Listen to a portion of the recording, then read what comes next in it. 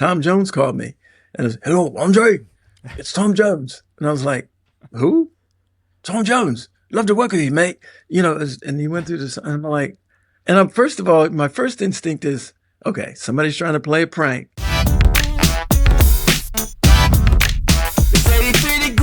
Hey, this is Andre Cymone, and when I'm not getting funky at the crib, guess what I'm doing?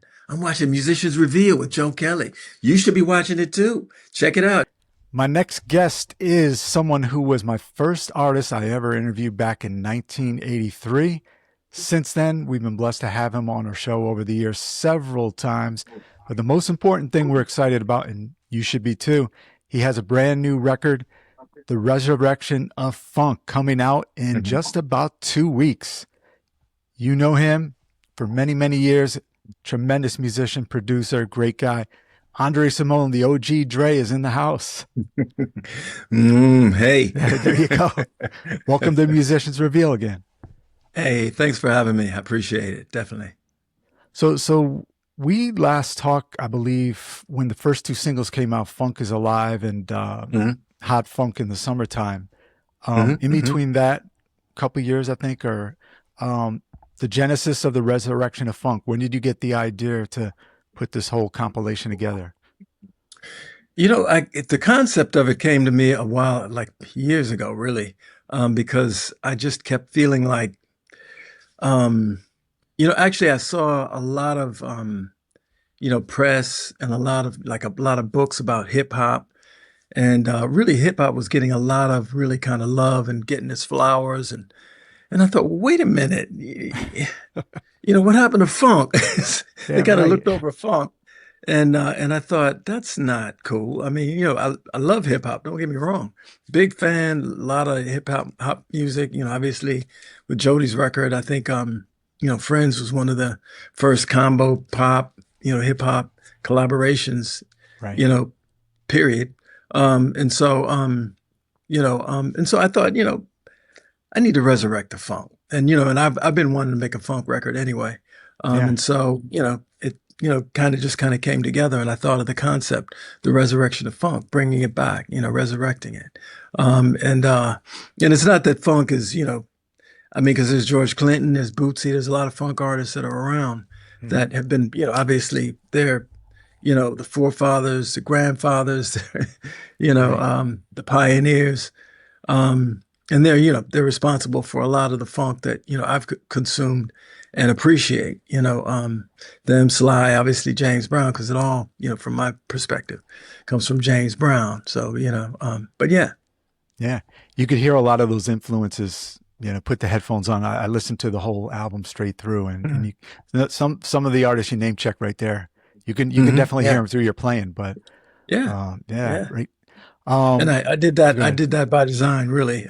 Because I really wanted to pay respect to them, because obviously, back in in our little band Grand Central back in the day, we played a lot of those kind of songs and really kind of gave a lot of love to that kind of music. So it's second nature for me.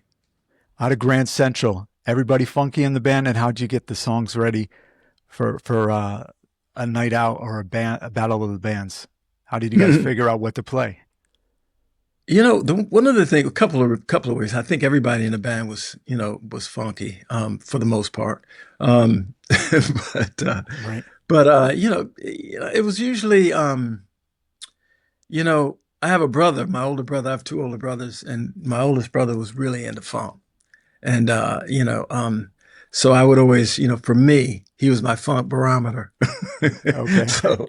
So, I'd say, okay, what about this? And he'd get his groove on. If he could get his groove on, then I knew I had some. If he couldn't get his groove on, he's like, nah, not that one, try that. And so I'd run different, funk collaborations by him, and usually he'd supply me with records. I mean, cause, I'm, obviously blessed to have older siblings with all kinds of eclectic tastes that kind of ran the gamut. But, his forte was mostly funk. So, that's kind of how I came up with, funk, and said, okay, we're going to do this, or we're going to do that, or, yeah. And nobody beat you in the battle of the bands, I heard, or you said, or somebody said, right? Not really. You know, Right. there was, I have to say this though. I mean, in all honesty and fairness, um, Flight Time one time gave us a good little run Hmm. for it, but they had a secret weapon that we didn't know about at the time. And that secret weapon's name was Jerome Benton. Right. And that was they unleashed him on us, and we didn't know what his whole plan was. But he turned out to be the Pied Piper. So and so we went back and forth, you know, battling and we had our last set, which was our deadly set, you know. And Jerome Pied Piper the crowd Yeah. out, and you know the rest is history because we didn't get to play our last set that was going to sort of stick a fork in that battle of the bands. But you know that wasn't really necessarily a battle of the bands. That was just us. Anytime we played with any of those guys, it was always a battle because you know me personally, Hmm. I look at musicians and all of that as competition, no matter what. It's just you know Yeah. Right. it's a zero sum game for me when it comes to you know musicians and battling. I just take it very seriously because I don't really don't like to lose. Do you notice people who have grown up in the Minneapolis scene, maybe not even born there, but were just they've eventually moved there and were in that work mode and funk mode and still competitive? Is there a difference when you meet other musicians, the way they operate? You know, I really don't know. I mean, you know, I probably you know to be honest with you, I'm uh, I'm a very focused person. You know, it's like I'm not. I don't. You know, one of my friend used to always give me grief about, you know, being so singularly focused on just, you know, what I was trying to do and what I thought we should be trying to do and trying to accomplish. And so, so, you know, what was going on around me, I was like, I just thought in so much as I wanted to take them out. It's like, it's like if that's why maybe I should have snuck around their garage or something and watched them practice to see if they to find out that they had a secret weapon. It's like, oh, they got a secret weapon. Yeah, Oh, they yeah. think they're gonna bring him out. No, let's just find out. We gonna bring out a secret weapon. Maybe find some girls with some camisoles and they can come. There you go. But yeah, there's always a way to counter, you know. But I didn't do that, and so they kind of got us a little bit on that one. But we got them back. We got them Yeah. back. Jerome was Yeah. on the show with St. Paul and the Minneapolis All Stars about Mm, a month or so cool. ago. So good to catch Cool. him. I never had him on the show before. I met Jerome so many times, and I Yeah. said Yeah. he's all elusive, but he was there. Really cool guy. Love that guy. Yeah. Yeah, I do too. He's like family for me, man. He's Right. like we go way back. I mean, we go back to before, you know, a lot of stuff because we just, you know, we grew up in the same neighborhood. We grew up in the same original neighborhood before I even moved into you know, the neighborhood where I met, you know, some of the other band members. But yeah, me and Jerome and Terry, we go back even further than that. So we go way back. So let's talk about the Resurrection of Funk in 2 weeks. Hmm. August 14th is the official date for release, right? Hmm. Hmm. That's right. Yeah. And people right now can go to Bandcamp, pre-save it, buy the Yeah. songs that are available right now in advance. Yeah. So, Yeah. how'd you decide on going that route with Bandcamp? You know, Bandcamp has always been really, really good for me, and I love the independence and the freedom to be able to do whatever you want. And you know, really, it's really kind of being able to directly go straight to fans and not go through middlemen. And I mean, the record business right now is in a really strange place. You know, because I'm a firm believer in the art of music. Different people are into music for different reasons and all that other kind of stuff. I've always been an artist, and I look at music as art. In fact, I call myself a musical artist because it's I try to create. I like to think that I create Right. music that's art, and it speaks to the needs. I think some people need music to heal. Some people need music to help them get through aspects of life. And music is a lot more powerful than people give it credit for. And unfortunately, it's been kind of, dumbed down a bit, and made, um, you know, I guess, you know, I guess they've taken artists and they've turned them into this other thing. And I just think it's important for people to reconnect with what true artist in music is really all about, because I think people have lost the plot. And I'm here with this Right. record and the next Right. record and the albums that I do that follow to help people understand, to help people remember what it is, what it means to be an artist.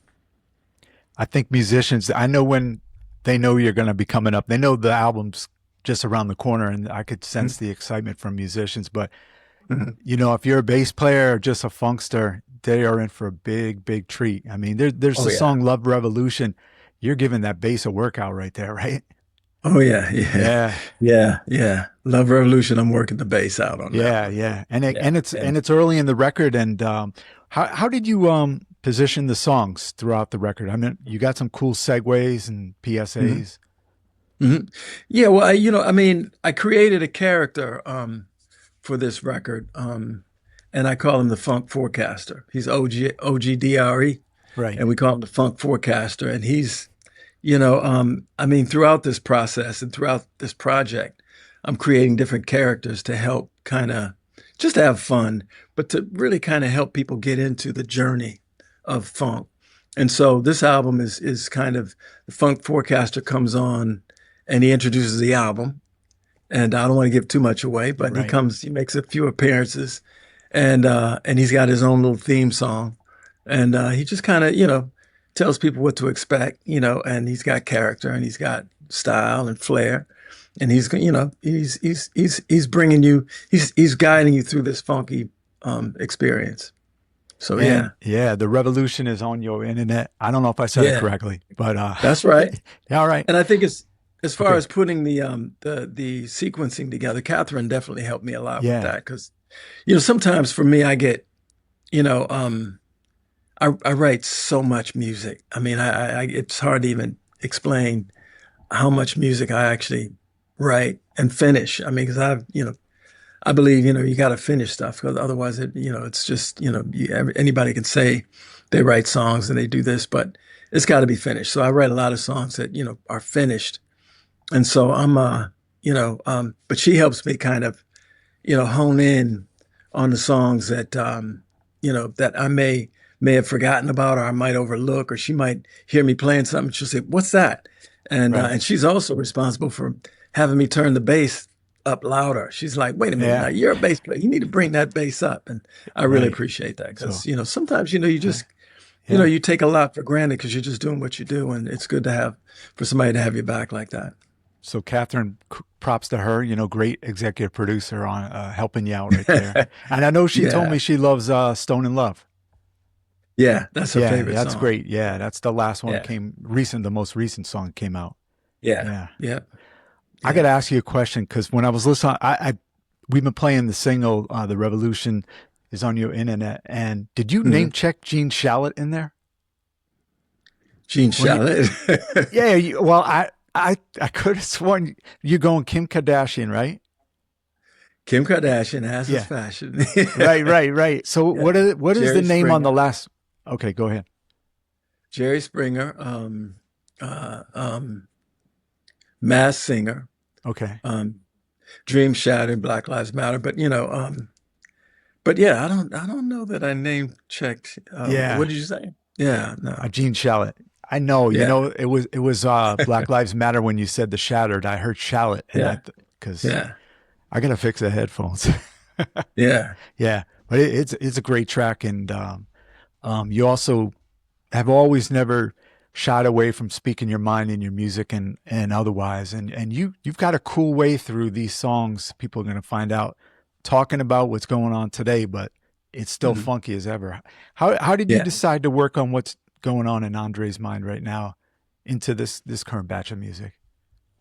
You know, I really, to be honest, my first uh, um, iteration concept was to just make it a fun album, just Mhm. make it a funky, fun, departure, just sort of escape. But you can't escape, what's going on in this world right now. I mean, if you're an artist, you just can't. If you have a platform and and I like to think to some degree I do. You got to speak to what's going on, because that's what being an artist to me is all about. I think one of my philosophies and one of my early understandings about music and art and how music connects to what's going on in the world is I think musicians were the first newscasters. They were Yeah. called minstrels, and they would travel the world.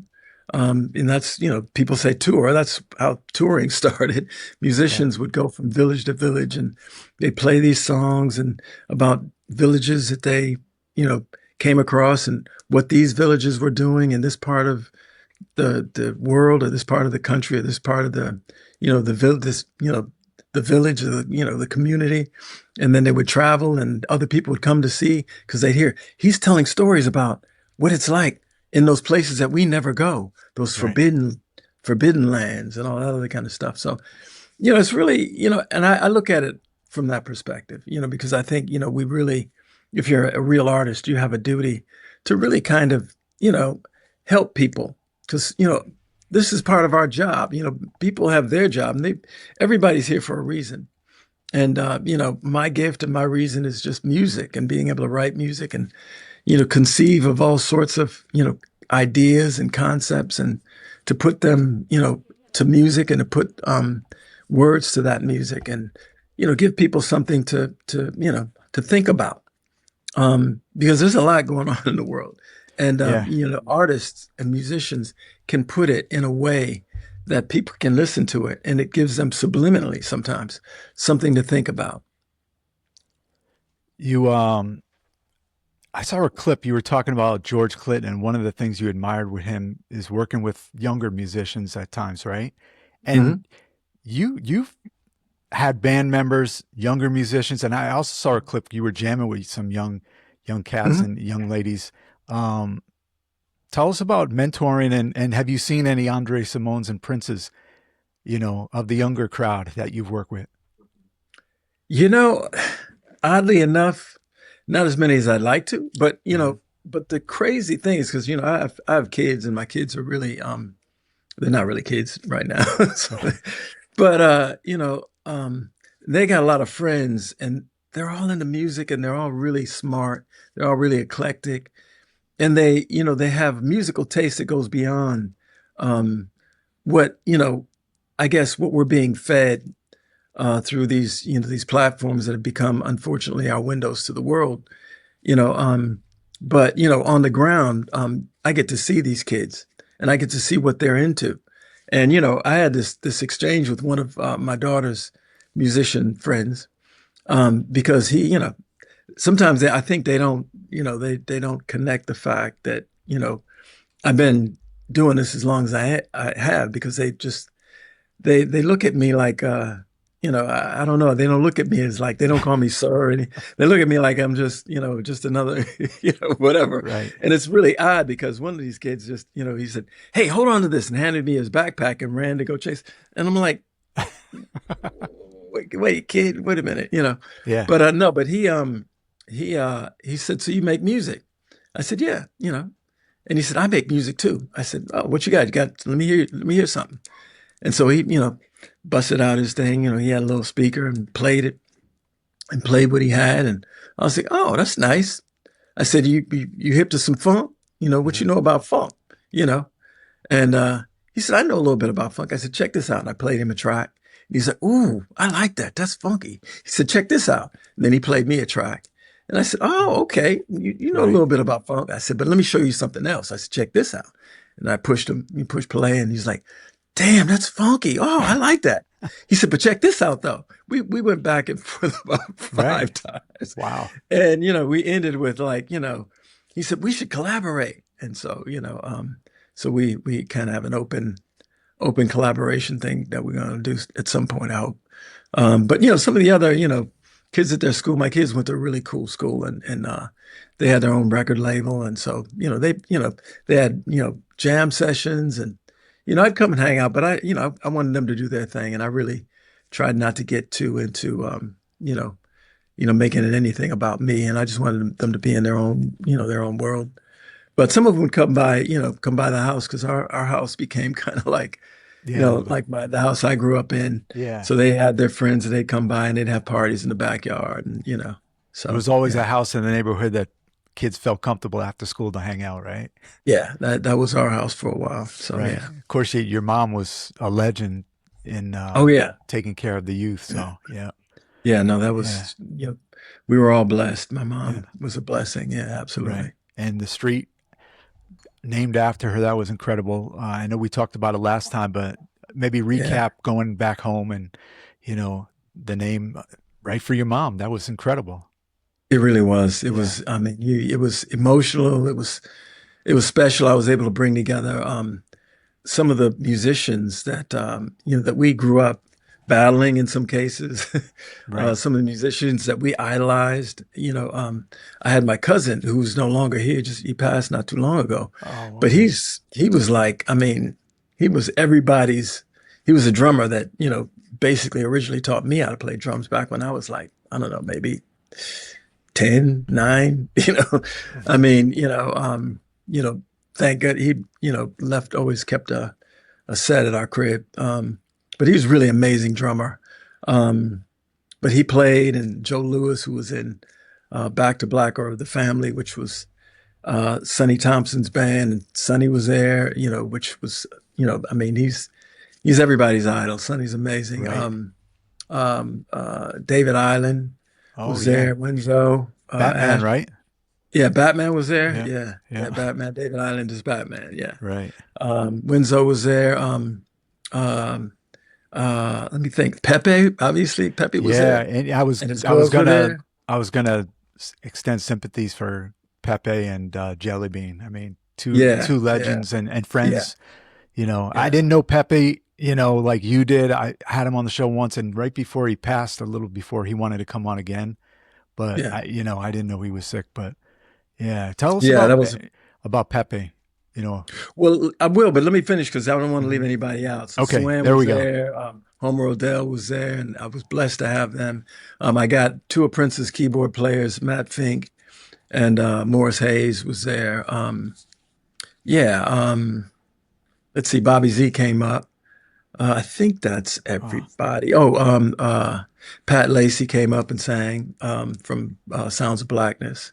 So it was a beautiful affair. But right. Pepe, I mean, what can I say about that brother, Yeah. man? It's he was a special kind of dude. Yeah, he definitely helped us a lot early on. Because we I think we were cocky. I was definitely cocky. And I think I brought my whole sort of, attitude it kind of was contagious. And so we all thought we all thought we were record producers, even though we didn't know what record producers were, or what they did or anything like that. But we thought, since we were playing, you know, we could play pretty much, anybody's music that was out there. So we thought, it's easy to make our own music. But but the interesting thing is, I think for me, I thought, hey, my music is better than everybody's that's out. I always start from there, and then my little friend had to sort of talk me down a little bit and try to But no, man, this is I was that guy. But Pepe came in and helped us understand how to organize tracks. You know, and on one hand, that's a good thing. On the other hand, it's debatable because we were serious musicians. We were Yeah. doing serious musician type stuff. So we weren't just gonna take anybody's word for anything. It's like just because his name is Pepe and he came in, he's from New York and all of that, and he comes with Levon said, you guys, this guy's from New York and he's like this record producer and on and on and on. And I'm always skeptical because I'm like, how do I know for real? He could be, and I was that guy. I'm sorry, but I was. But he proved himself, and what he brought to us was really giving us an understanding on how to structure songs. And And it really helped. It really helped and made a difference. I mean, because we were writing a lot of demo tapes back then. And yeah. I mean, and Wow. Pepe, helped us kind of navigate that. Him and Banga was his bass player. Um, and so yeah, it was definitely a very much needed transition to be able to have him do that. And then he brought us into some sessions. The first time we did a session outside of our own thing, he had us come out to New York, just me and Prince, or Prince and I. He had us go out to New York and do a session, which is where "Feel for You" and um, uh, "Do Me Baby" came from. So There you go. Yeah. yeah, they were supposed to be for a group that Pepe had us working on, and oddly enough, they didn't want to do either one of those two songs, and they wanted to do some very disco-y kind of things, and so that's what we wound Right. up doing. They Yeah, missed out. yeah. Well, Yeah. Yeah. everything happens for a reason, Yeah. as Well, they well, say. Pepe was, off the top of my head, he definitely had love for you and Prince, and I remember specifically said once he gave the keys to the studio to you guys, it was all over from then. Something like that. Well, that was Chris Moon, but Okay. Pepe, yeah, Pepe. We rehearsed down his basement. Right. Yeah, he was just, I mean, it was another open door, really, because we were, we had, obviously my mom's house was where we were kind of, really kind of honed in on our thing, but to be able to, but we didn't want everybody knowing where we were living because we were auditioning band members, and we didn't want them coming, to our crib and just Yeah. dropping by because you know how Right. musicians can Yeah. sometimes be once they find out where you live. That's part of the reason why I had to move out of Minneapolis because people used to come by my crib all the time, Right. and it was not cool because I was trying to get work done, and it's great because at a certain I guess a certain level, Hmm. you reach that I mean some people get into the music business for the fringe benefits, I guess. That Right. really wasn't my thing. I mean, nothing against, and not that I didn't, partake in a few fringe benefits here and there. What can I say? But really, Right. to be honest with you, I was in music because I love music. I love making music, and I love what music represents. And I think a lot of times, you can get caught up in a lot of distractions, and they take you into different directions. And I remember one of the guys who signed me to my record deal um, was trying to talk me out of moving from Minneapolis to LA. Because when I said I got to get out of Minneapolis, I'm moving, and he said, well, "Why would you want to move?" He said, "In Minneapolis, you're a big fish in a small pond, and if you go to LA, you're gonna be a small fish in a big pond." And I was like, "Yeah, I like that. Yeah, that's exactly Oh, what I okay. want to be." Yeah, so because I like the anonymity, and I'm again, I'm not in it for all the different you know all the other stuff that and I get it. Nothing against because a lot of people that's their thing, and I mean, but as an artist, I think you got to be an artist. You got to keep create new stuff, new adventures, new stories, tell new stories. The idea of you know resting on your laurels or resting on your history and your past. It's great to have a past, and Right. it's great to celebrate your past. But as an artist, you might want to. I'm about continuing to create new stories and bring. And that's how you bring young folks into this new into funk, into the kind of stuff that you create. If you want it to be around and to Hmm. continue, to speak, on your behalf and the behalf of the people whose shoulders you stand on, you got to keep updating it. You can't let that funk get moldy. You Yeah. gotta, you gotta, Well, I think you gotta create you did some new pretty good funk. for yourself moving out there. I mean, producing Mm, Jody Watley, Best New mm. Artist of the Year Grammy winner, and writing all those Yeah, songs for her. And so, yeah, that was yeah, fun. you, Yeah, you that you was did all that right for was. yourself. You did great. So Yeah, yeah, yeah, and the girls. yeah, A lot of people don't know much about the girls yeah, because the yeah. That's girls right. project. Sheila Rankin. Yeah, They're yeah, yeah. yeah.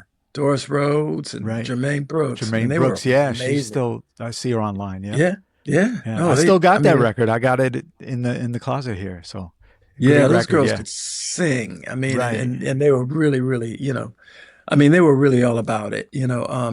I just really wish we could have, really kind of took the time to develop them the way that they should have been developed. Because I think Yeah. they could have been, could have been a really big, important girl group because they were very talented. Right. Just the one record with them, right? Yeah, yeah, just the one Yeah. record. Right. Um, Something really special when people get the album, and we encourage people they can pre-save it right now. Go to Bandcamp, and August 14th, the official release. You're not cheating the listeners out of any music right there. You got track after track, slam and funk, but you did something real nice at the end. You've got Mm-hmm. Before Stone and Love, you got two ballads that Hmm. Hard Candy and Velvet Jones, man. You hitting the falsetto on that one. Yeah. Yeah.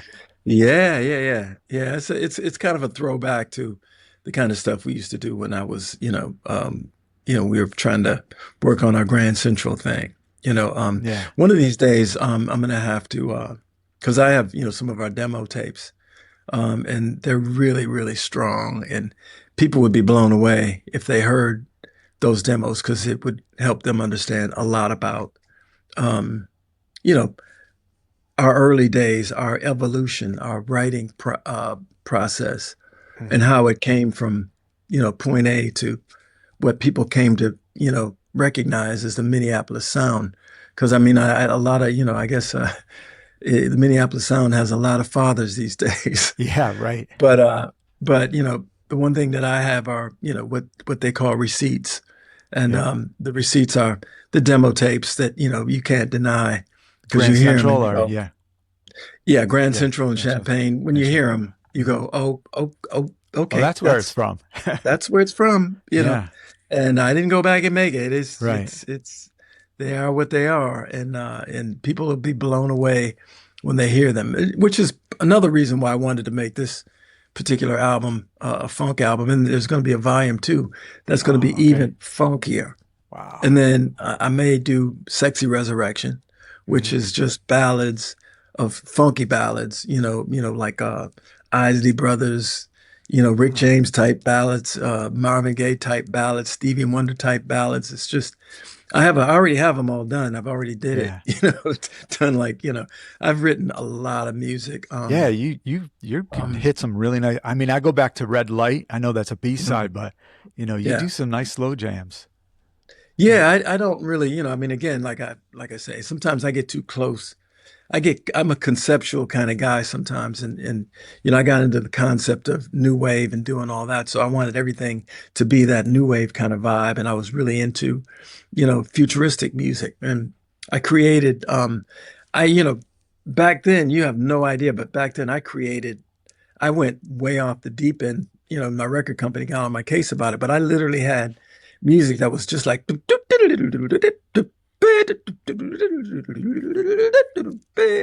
it was like and it was like really intricate Hmm. funk but electric music.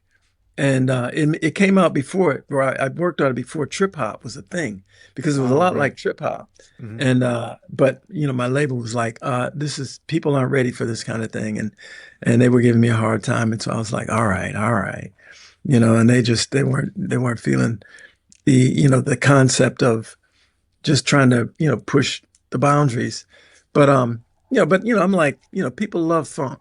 Yeah. People love to dance and people love to have a good time. And so that's what this record's about. That's what the next record's going to be about. And if Hmm. people are feeling these records, I'll keep doing them, but I'll keep trying to, give them things that I think that they can appreciate. Because I think the more people start to understand me as an artist, in my own right, because I know a lot of people, and something that I never really understood for the longest time is I didn't realize people put me in people looked at me through the lens of Prince's bass player or something like that, which is, I mean, it's cool, Hmm. but I just never, thought of myself. I mean, I did that because he asked me to do it.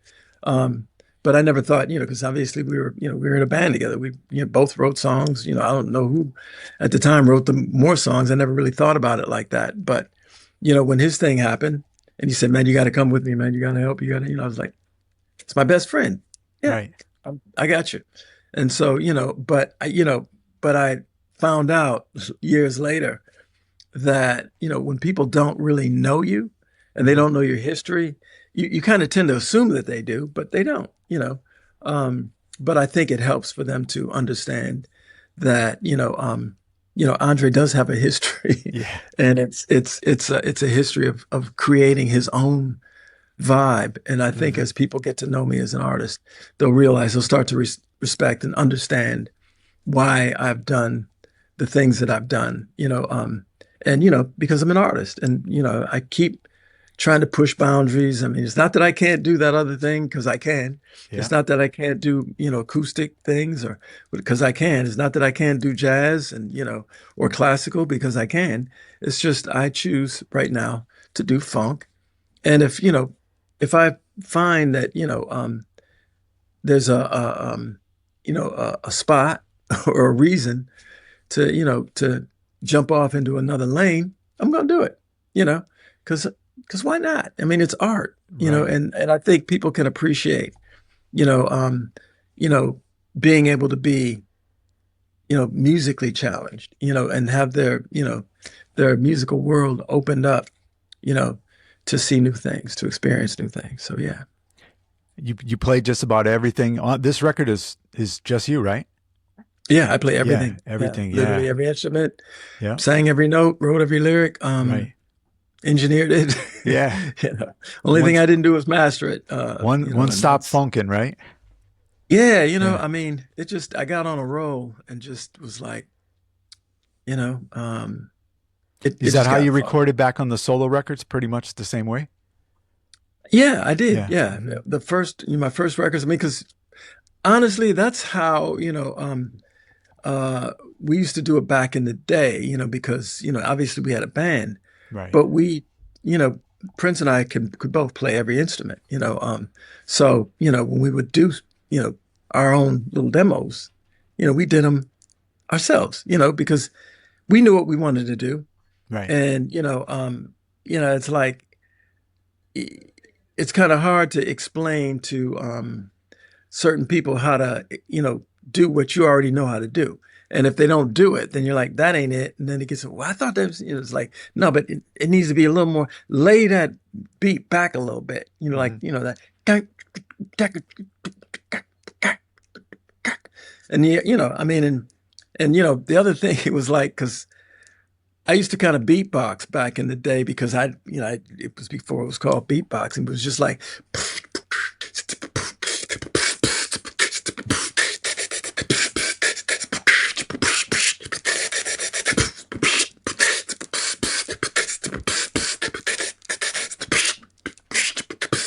anyway.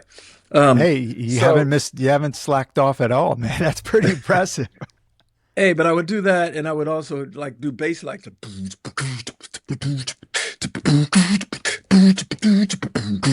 So I would come up with grooves like that, and so Hmm. that's kind of part of the whole thing. So I would come up with that, and then I would go. Once I would come up with that, I would record it, just on my little, my little cassette recorder, and then I would emulate it with my bass, and then I go back with my little drum set, and I play them, and I bounce them back off, and I had my little box, and so I'd play that, and I create my little thing. And a friend of mine, because we at the time we were broke, so a friend of mine, John Simpson, um, he had this little keyboard, and he let me use it, so I'd have that. We just have a lot of fun. Just I'd Hmm. have a lot of fun putting some of them songs together because jamming with myself, which is crazy. But Right. you get exactly what you want. It's like I guess like an artist. You paint what you want, and I can't imagine somebody else painting the eyeballs or the foot or the hand on a Picasso painting. He's doing it, but Yeah. On this new record, Resurrection of Funk, do you use any of the instruments you used back in the Jody or Tina Turner days, or your own earlier solo records? Any of the similar instruments? um, let me think about that. Um, No. Oh, okay. Yeah, and oddly enough, I have most of that stuff. I mean, I think, my main guitar that I used to have this telly that used to belong to Buddy Holly. Oh, uh okay. yeah, somehow that wound up How'd you somebody get it? got Yeah. How'd you get a somebody hold of got that one, the Buddy Holly? it was in a music store and they said that it was Buddy Holly's guitar. And I was in, it came with Right. that Buddy Holly's guitar price tag. Oh, yeah, yeah. Yeah. Right. And yeah, it was So somebody and has it then now, right? yeah, Yeah. somebody has it now and they Right. get well I'm sure they probably, because they got to liquidate it and do that whole thing and Right. so good for them. I hope they Yeah. didn't spend it all in Right. one place. Right. Well, one But cool thing you've been doing recently, I got to give you a lot of props for is the promotional, in advance of this record. You're doing some really cool stuff, some short clips. And Mhm. where'd you get the boom box? Did you have one still? I still have it, Okay. I think, to be honest with it, I think that's another Catherine acquisition because Oh, okay. she, and I had one too, but she had the one that I used because it was so cool. We just decided, you know what? Let's put this bad boy to use. And then, my son's been directing some of these because he's going to film school. Oh, And okay. so, yeah, He's so still he's out in New directing. York? He's here now. So Oh, he's here for okay. the summer. So, Okay. while he's here, I'm Right. gonna have him do as many of these things as I can. And because we created this character, and I call him Boombox Dre. And Right. he basically walks around the neighborhood Uh-huh. looking for, like a funk soldier, looking for victims to Right. to turn on to funk music. So he Right. walks around with his boombox and he looks for a little cluster of people and says, "What y'all know about funk?" And then he plays some funk that they Right. ain't never heard. Usually it's instrumental, but it's Right. just just some straight up, serious, raw funk. And I Yeah. just like, and I just vibe with him Right. for a minute. Yeah. And I said, "What y'all know about funk?" Right. You know? And then, they look at me like I'm crazy. And then and then they're like, "Oh, yeah." And then some people, I've come up on a group of people and they just start dancing. So, Uh-huh. it's just a party. It's a funk Yeah. thing. And Yeah. Go I'm gonna ahead. take it to the beach. I'm about to take it to the beach. Oh, yeah. The beach And weather. Yeah. yeah, I'm gonna see if I can Yeah. recruit some funk soldiers Right. at the beach. So I'm gonna Right. take my boom box, Uh-huh. maybe my bike, drive around, Venice Beach and see if I can't find, some people I can Yeah. turn on to the funk, And your son will be there with the camera filming and editing afterwards, right? There you go. Yeah. Yep. Where'd you It's get a the family hat? That affair. yeah, family affair slide Yeah. reference right there. Where'd you get the Yeah. hat that I The saw? boombox Dre hat Yeah. or this hat? No, well, So, both, but the well, boombox straight first. I'm always on the lookout for a hat because I love hats. I Okay. think hats can make different kind of statements and say different things about different days, and and I like fashion. Period. My sister was really into fashion. Both my sisters. One of my sisters was a model.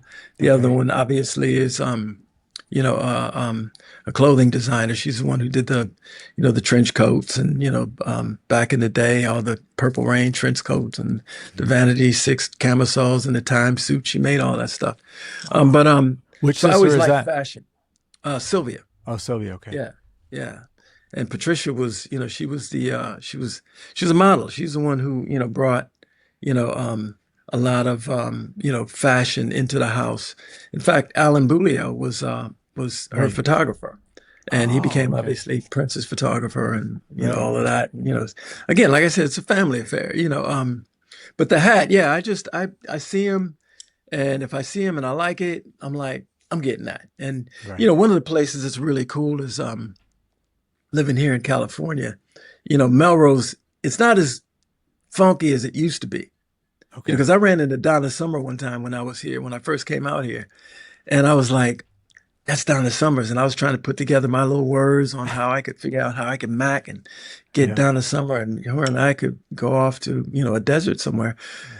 I couldn't find the words because I just had too much respect for her. And I was like, and all I could think of was, I really like her music, Right. and so I couldn't think of my little Mac line, and it probably wouldn't have Disco worked funk anyway. heaven, babies. It could have happened. Right? Yeah. Yeah. No, Great, but a great artist there. Yeah. oh yeah, Yeah. no, are you kidding me? Yeah. I did get a chance to go to Osco's Prince and I went there back when we were working on, I think, his first record. Hmm. We went to Oscars, or maybe it was the second record. But it was a really cool club out here that, that a lot of folks used to go to. It's in that movie, Thank God It's Friday. Oh, okay. But Yeah. yeah, no, we used to hang out. We used to go to clubs out here.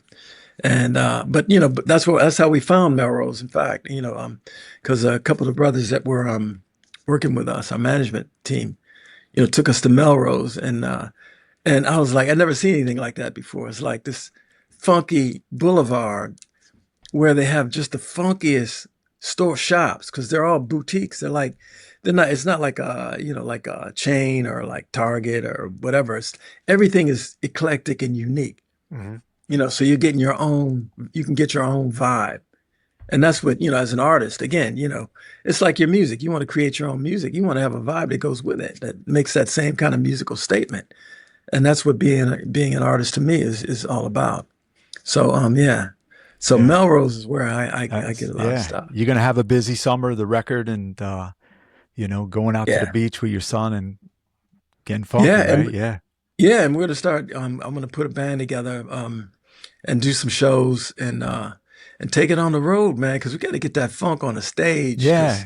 People I are mean, thirsting for that, for you I to think be out so. there on stage. Yeah. Yeah, and I'm gonna bring it like never before, like nobody's business. Because, for one, because I can, and for the other, because I think people really need to see it, that kind of funk again. And I think I'm gonna stretch it out because a lot of people don't know I play piano and play keys and all that. So I think I might have a keyboard set up, so I can just have fun, and Right. really kind of it's kind of like what Sly used to do back in the day. He used to do that, and James used to do it. Billy Preston used to do it. Hmm. A lot of funk, pioneers. Just kind of it was their playground. The Right. stage is their playground, and you can't be limited on your playground. You gotta have your toys. You gotta have your swing set, your slide, and Right. what's that thing that goes around and everybody got whipped off and Merry-go-round. wound up like, yeah.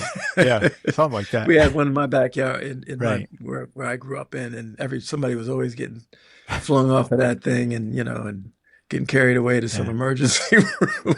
But we got hit when we came back, and Yeah, nowadays it's a little different. yeah. Yeah. I was gonna ask you. Oh, this is what I was gonna tell you. With there's a lot of push for your record. A lot of people excited that your Resurrection of Funk is coming out. Hmm. I noticed on YouTube. I did a YouTube short from one of the interviews we did. I don't even know the year, but you talked about you and Prince competing to write the most beautiful song, and you said sometimes it snows in April, and Yeah. that I put out that a while ago, but now like people are like crazily commenting on that short, so I think YouTube is Oh, like really excited with your name up there, and oh, people are cool. yeah. Yeah. So I just wanted to let Yeah. you know. I mean, I was going to tell you off air, but yeah, people are excited for the algorithms pushing Andre Simone out there. Good. That's good. I'm glad because Yeah. it's because I really think and I'm gonna get in trouble from Catherine about this, but I really appreciate all the artists from Minneapolis. Mhm. Obviously Prince. Immense respect for him and his artistry and what he was able to do, and I like to think I played a little bit of a part in that. But also Jimmy Jam and Terry Lewis and Morris, Right. and there's so many artists from Minneapolis that, I really, appreciate them. Just brokenhearted about Jelly Bean because that was my boy. I mean, Yeah. I can't tell you, man, we were Yeah. close. Yeah. I was really close with a lot of those Yeah. folks, man. Such a great guy. I mean, he came on our Yeah. show like you so many times, and just hanging out with him and backstage with the time, and he told Yeah. it like it was, right? I'm sure you guys had He some did. good Yeah, no. stories. Yeah. Well, yeah, because he knows, he knows me. Right. Like, Okay. he knows me from different iterations, you know. Right. Right. Yeah, because there's music Dre and then there's street Dre, which is a whole different character. Right. But he knows me, so he knows he can come to me and tell me about issues that he was having, and on different levels, and sometimes he would come to me with issues having with different things that he say, hey, listen, and I'm like, we can straighten that out. Right. But but yeah, no, we were really good friends, on a lot of different levels. And yeah, And I think you're doing just fine carrying on that Minneapolis legacy, which you're a huge part of it from the onset, building that up. But Jelly Bean yeah, was right there, still lived out there, going to the clubs and yeah, woodshedded and no, stuff. And he's got the Minneapolis Sound Museum still, yeah, Marty and his family still yeah, carrying on. But yeah, yeah. And I'm going to try to do whatever I can do to help them with that as well, because I think it is important to do that, and even though I don't live there right now, my heart and my soul is still there. Obviously, my family is still there, my it's just you know I can never abandon that, at right. all. And you're right. I'm a integral part of it, Yeah, and I know a lot of people. I mean, if I were the kind of person that could be hurt about some of the things that they say about me or don't right, say about me, right. then I would be. But I'm not. I'm like, it's like, somebody said the other day about something about First Avenue and some article that somebody wrote, and I'm like, you know, I wish I could. I'll try to see if I can find a reason to be. Yeah, But I'm like, you know what? I think, in time, people will come to understand, Andre Cymone and what I bring to, or what I brought to, and will continue to right. bring to the Minneapolis, you know, evolution, the experience of Minneapolis music, and the role that I played, in the beginning, in the genesis, Hmm. and in the role that I've continued to play. Because I don't Yeah, think, I mean, I haven't checked, but I don't think there's any other Minneapolis artist that has produced and written for an artist that won a Grammy Award for Best New Artist. I mean, right. all the other things are, that's one thing, but Best New Artist, that means you touched a whole lot of people, Yeah, in a special way. And I think that's something that's, I really kind of, I'm proud of that. And, obviously soundtrack work, working with Tina Turner was amazing. Working with Tom Jones was amazing. yeah, Working with Adam Ant was yeah. Adam fun, Man. Yeah, yeah. fun, funny, and amazing. Phil Thornalley was great. Jermaine Stewart was great. Evelyn And I've King. worked with some really, Pebbles. Evelyn Champagne King was Yeah, that was a great fantastic. record. Yeah, you Yeah. did did you do Teenager, right? Oh yeah. On that one, Yeah. yeah, you did like 4 songs off that record, I think. Yeah, I think 4 or 5. Yeah. Yeah, Yep. yeah. So Yeah, I did that when I still lived in Minneapolis. I was living in Edina, and okay. I had just gotten this new keyboard set up, which was nobody else. Only two other people in America had it, and it was me. Yeah, two other people was Thomas Dolby and Stevie Wonder. Wow. So me, Stevie Wonder, and Thomas Dolby all had this thing called a PPG Wave, Mhm. and it was like this new. It had these crazy sounds, and so I used it on Evelyn Champagne King's record because it was just. I mean, I probably should have used some, what everybody's used to, but I never do what I suppose I should probably do. I always have to do something Yeah. different. Why How did you not? get hooked up with Evelyn Champagne King for that record? That's a really good question. That's a really good question. I think she just reached out, because maybe the girls, maybe. Okay. Yeah, that's a really good question because, there was, it's like Tom Jones. I don't really know how that happened. He just reached out. One day, Tom Jones called me and it was, "Hello, Andre, it's Tom Jones." And I was like, "Who? Tom Jones. Love to work with you, mate." And he went through this, and I'm like, and I'm first of all, my first instinct is, okay, somebody's trying to play a prank, you Right. know, and so let me try to figure out who it is, because I always assume that it was Prince, because Prince is one of the biggest pranksters you'll ever know. Right. It's like, I mean, What's to what's this one day, of his sometimes. craziest pranks he ever pulled on you, Oh, or that you know of? he didn't pull too many of them on me, Okay. but I've obviously seen him pull them on other people, and I participated on a few. But you know, um, he ran our poor engineer out of the house with some of his pranks. Is either the short sheet that got him, or it was the cellophane on the toilet seat that got him, or it might have been the stabbing victim Uh-huh. of the blood that was ketchup, obviously. But Oh, is we that in Owen's put it. book? Oh, is it? It could be, yeah, I because don't it, know. it I seen happened when we something. Yeah, I it seen happened when something. we lived. Okay. Yeah, it Go happened ahead. when we lived with Owen in Sausalito. Okay. Um, yeah, it was really. I mean, I always felt bad because Tommy Vicari was the engineer and he was living with us at the time, Right. and because we had this really amazing house. It was, on the hill. We could see Alcatraz, which was crazy. And what's the other one? There's another prison, San Clemente? San Quentin. Oh, San Quentin. Okay. Yeah. Yeah, we could see that from the crib, which was, I mean, you gotta understand a kid from the projects, Right. you know, coming from directly from Minneapolis, going to San Francisco, and Owen was really super super cool because he opened us up to a world, and an experience, and really kind of let us, do our thing. He just, he didn't try to micromanage our lives or anything like that. He just sort of let us sort of, swing around. I mean, I didn't have a license, but he let me drive. Right. And so I was able to, drive around and we got to see parts of San Francisco. That's how, I wanted to find and we wanted to find it, but I wanted to find in that cloud base because I Oh, just drove and, because I would always, one of the things I used to do and did often was I always stop it.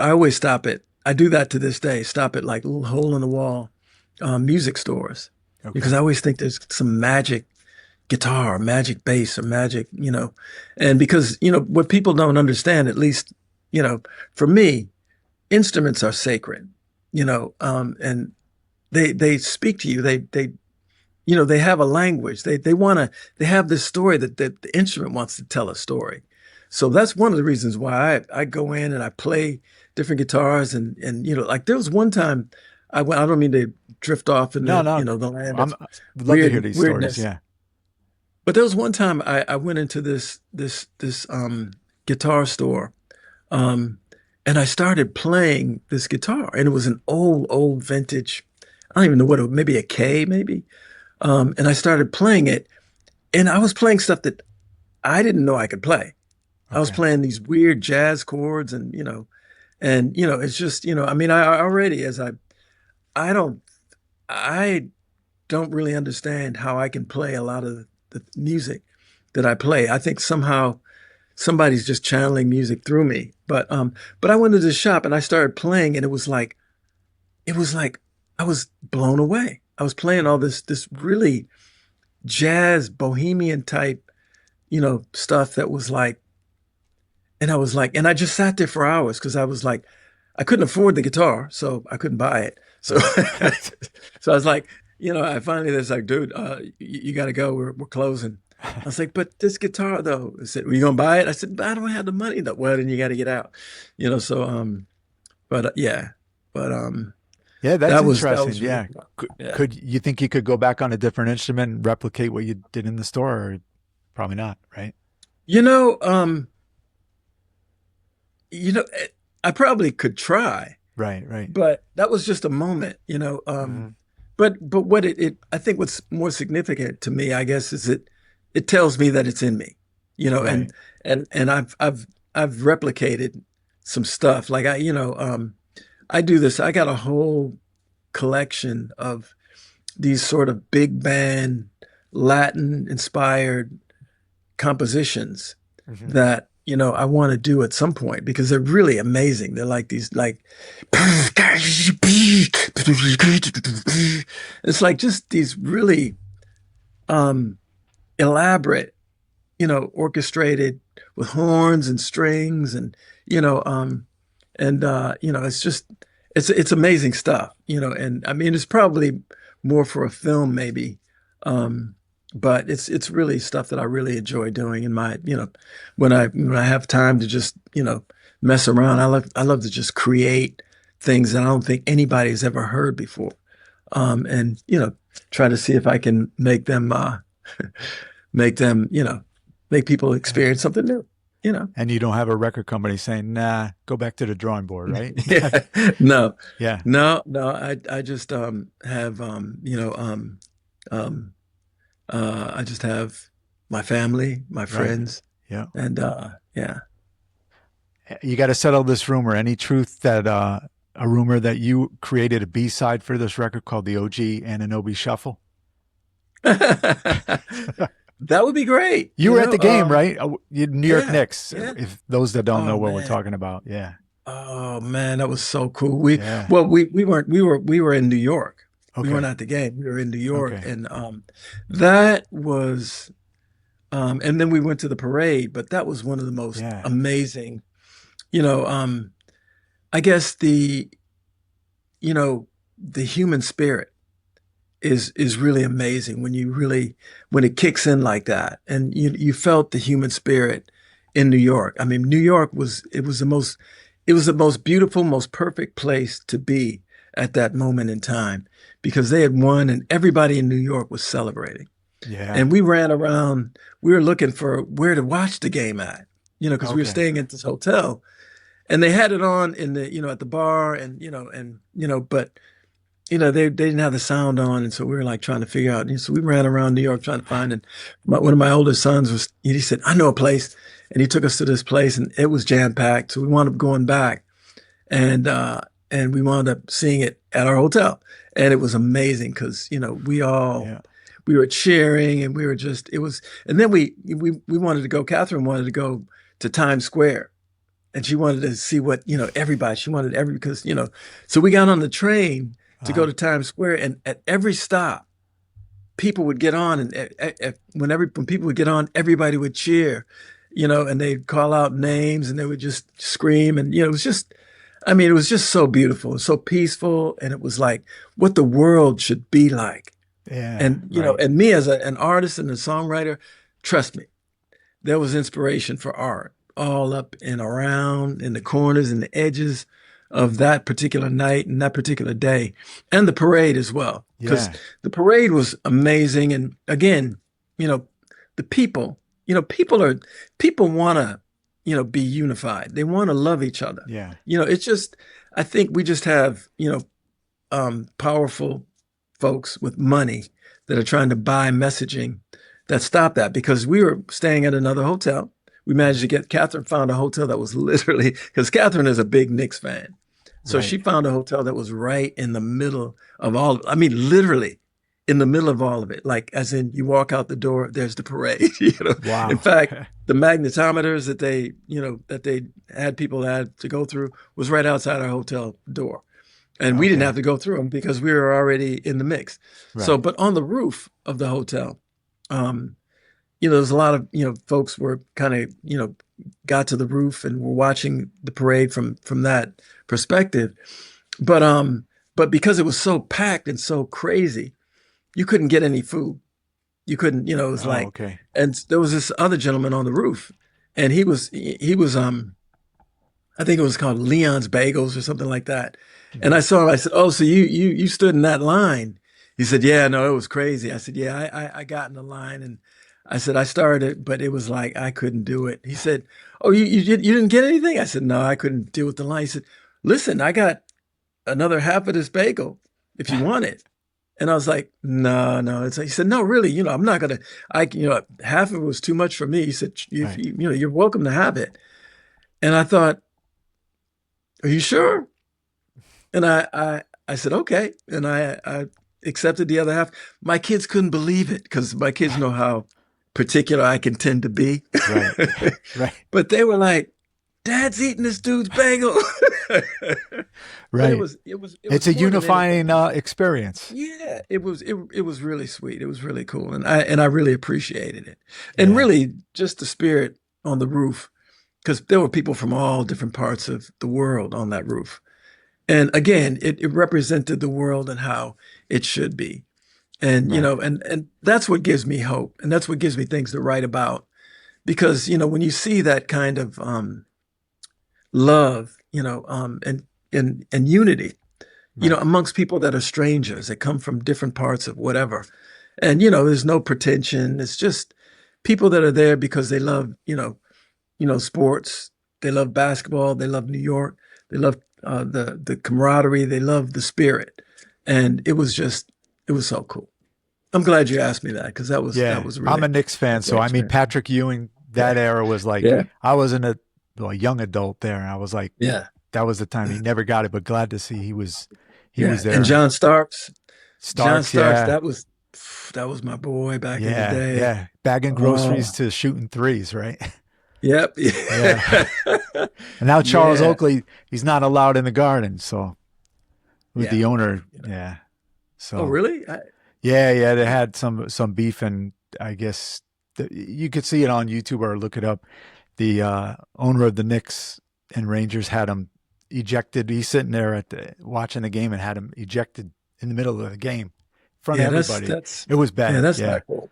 yeah, That's not cool. I think, obviously, again, I think, that's something that really needs work right, is, cultural representation on these platforms. And, because, I think that's something that I think, you know, people and artists need to demand change, because, I know a lot of people feel like they are in control of their culture.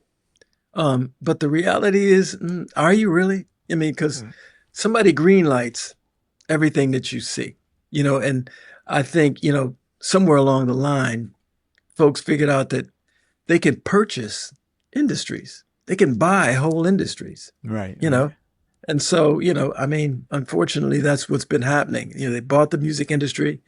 So now they get to, make it the way they want it.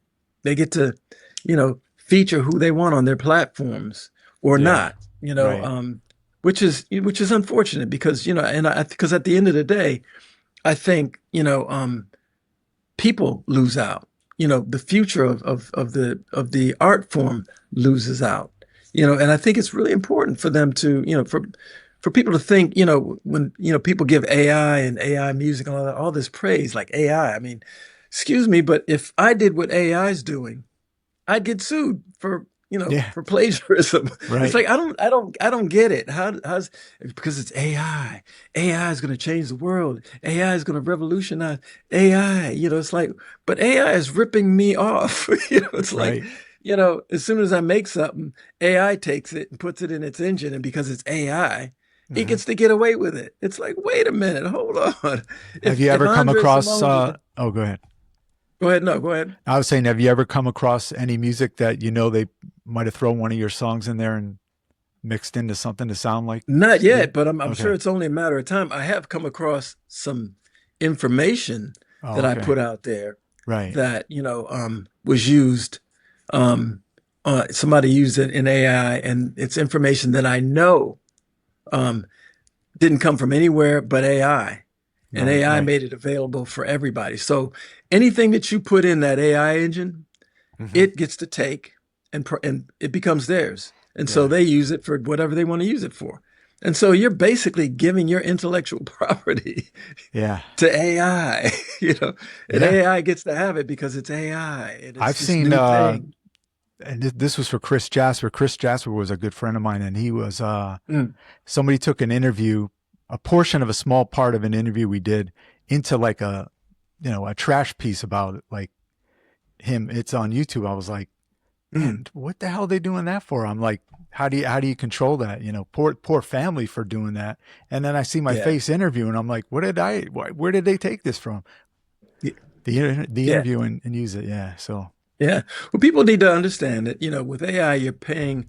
I saw it on a program the other day. You're paying twice. You're paying for the subscription or whatever it is, but you're also paying with the intellectual information that you give it. So yeah, anything that if you think you're writing a book and you're using AI, everything that you're putting in there is going into the AI engine. And if somebody pulls up a name or a situation and AI thinks it can use it, AI will give it to some other person to use your intellectual property, your yeah, experience. right. And if you play it out, to its, likely conclusion, Hmm. we're all going to be jobless and homeless. Yeah, yeah, yeah. So I think you might Right, want to think about that. right. Maybe it's fine if you're Elon Musk or you're rich or something, and you can afford to create, lovely robots that, are going to, Yeah. help you get through the day or something, but I think, for most folks, Hmm. we just want to hear real music, live music, um, real um, ideas, real concepts, real films, real actors, real actresses, real movies, and real experiences. Why not? It's a beautiful thing. And we encourage our viewers and listeners, andresimone.com, and also the new record, Resurrection of Funk, coming out August 14th. We playing Mm. 4 songs on Musicians Reveal Radio already on Live 365. And, those who have gotten the music already, definitely not disappointed, I'm sure. So, Mm. yeah. Let me ask you put you on the spot for one final question. Okay. Okay. Do you have the most beautiful song that you have written? Do you have one that you can name like you name for Prince thus far in your career? Oh yeah. Yeah, I Okay. have it. I think I've written the most beautiful song. Um, I played it for Catherine's mother Oh, before she okay. passed away, Wow. and she really loved it. And she wanted me to play, but she wanted more. She said, "Do you have anything else like that?" But it's a really beautiful song, and Have one of you these released days, it? Oh, one of these days. oh Yeah. no, it's just yeah. Right. Catherine's mom would have me do. She had me do a cover of "Here Comes the Sun," Hotel California. Right. So maybe one of these days I'll release those. You know, um, but she was really really she was actually, I think she was an Andre fan. She would always have Right. me bring my guitar and play it. And so I would play her music a lot and just sit and jam. And she would just listen. And, because she was into metal. Metallica was, believe it or not, was her favorite group. Okay. She was Yeah. like 95. She's like, Metallica? It's like, Enter Sandman, right? yeah, yeah, Yeah. exactly. Right. She was one of a kind, a very eclectic person. Right. So yeah, Well, that's good. You shared those moments with her before she passed. yeah, Yeah. yeah. Yeah. One day always hits me. That song does it for Mm. me. Yeah. It's Yeah, just that's a powerful song. it is. Yeah. That was a beautiful song. Yeah. And Off the Stone, yeah, right? yeah, yep, Yeah. yeah. I've written. God, if you, it's hard for me to say sometimes. I've written so many songs Hmm. because I wrote like maybe 20, songs that are in the spirit of Joni Mitchell's Hygera album. Okay. Because I really kind of got into that zone. And I think there was a couple of those songs that are really, really beautiful songs that I really would love to share with people if they're into Joni Mitchell and that kind of acoustic, you know, kind of, just music. It's a statement, so So there's more coming out of the faucet, the Andre Simone oh faucet. yeah. And that's great. And Resurrection of Funk. How many full tracks? Is it like 14? 15, yeah. 15. Okay, Full 15. tracks, I guess full tracks, because the Funk Forecasters tracks are really kind of just little theme songs. It Yeah. kind of repeats, but it's a different interpretation each time. Okay. Yeah. But yeah, so I guess it's 14. Yeah, Right. it's And 14.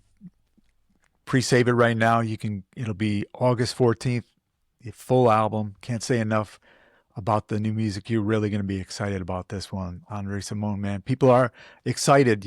I know musicians because they make comments that, they're excited about it. So Yeah, yeah. yeah, They've been. I've been getting calls from yeah, people saying, I've been waiting for you to release that yeah, funk like this, and so yeah, and so I'm glad to hear it, and I would say, I can't wait for this to come out, volume two, and then keep your eyes out for Boombox Dre, because he may come to a street corner near you. He'll have his boombox, especially if you're down at and Venice Beach in the next few weeks, right? there you go. Yeah. So stay tuned, and I may put you on the spot and ask you what you know about funk. Yeah, there he goes, man. Always fun to have you on, Dre. And Thank you so man, much. thanks to Catherine, your lovely wife, and Definitely. great looking out for your career and great person. So, much love to you Absolutely. both. So, All right, Joe. Thank you so all right, much. thanks, Andre. All right, brother. All right, take care. Who is alive?